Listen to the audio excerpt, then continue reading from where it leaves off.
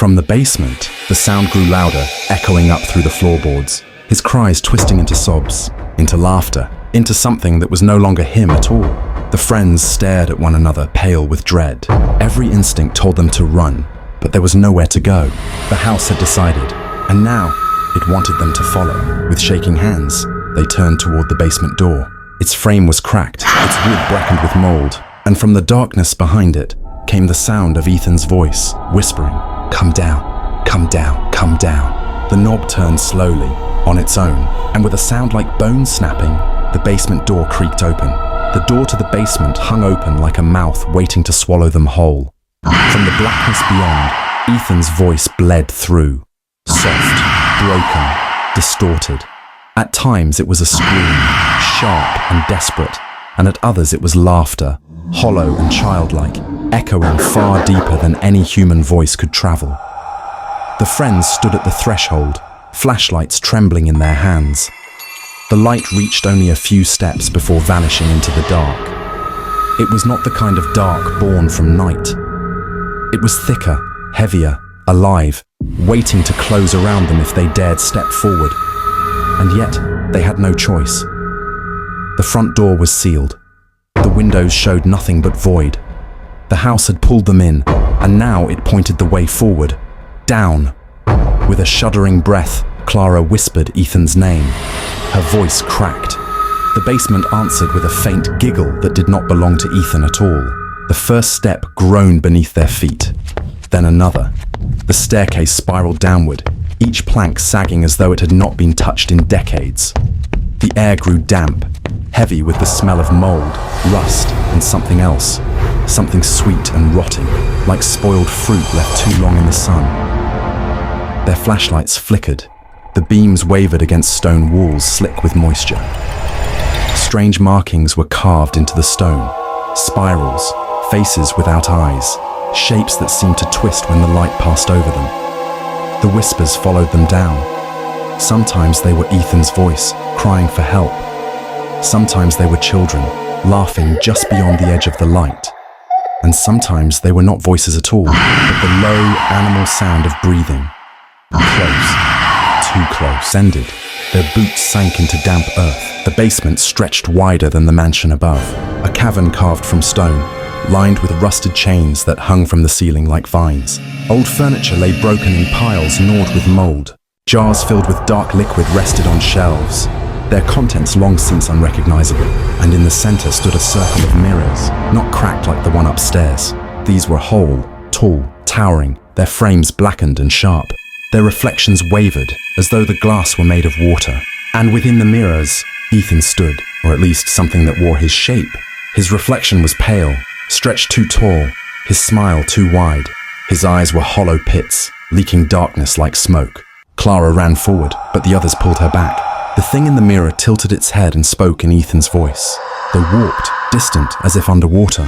"Why didn't you come sooner?" it asked. The glass rippled as it pressed its hands against it. The skin of its fingers was raw, torn, leaving streaks across the mirror's surface. The circle of mirrors began to hum, the sound vibrating in their bones.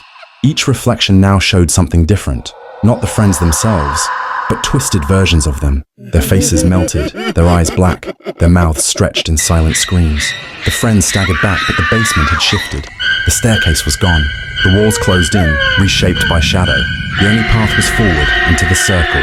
One of them shouted that it was a trap. Another whispered that maybe Ethan could be saved. The arguments died as the mirrors began to chant. Not with voices, with their own mouths. Each reflection spoke in perfect unison.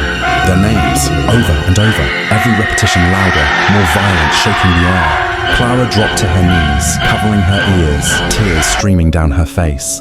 The others tried to pull her away, but their own reflections reached out of the glass, hands, fingers, clawing for them. The basement erupted with screams, theirs, the reflections, and countless others from somewhere deeper in the dark. And then, silence. One mirror cracked, then another, and then all at once, the circle of mirrors shattered inward, exploding like glass bombs. Shards filled the air, cutting into their skin. They shielded their faces. But when the glass fell, Ethan stood in the circle. Not his reflection, not an echo. Ethan himself, his skin pale, his eyes empty, his smile wrong. "Don't look," he whispered. "Don't look at their faces." And then he lunged.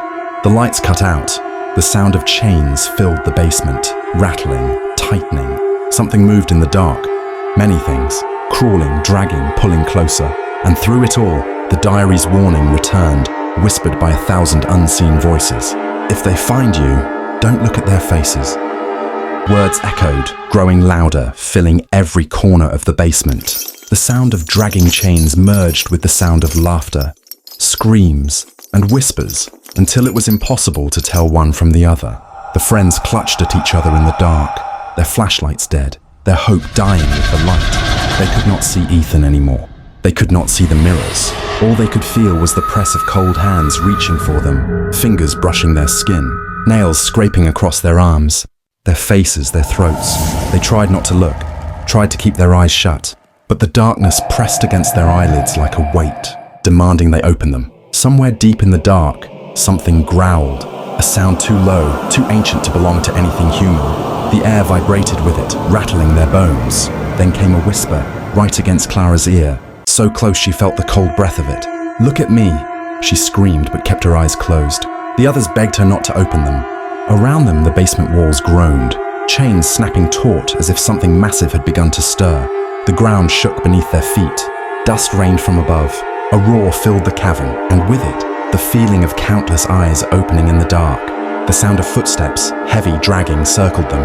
The floor shifted beneath them, as if the earth itself were alive, heaving with each step of the unseen things. The whispers grew frantic, names repeated faster, overlapping until they became a chorus of madness. And then silence. A cold hand gripped Clara's wrist.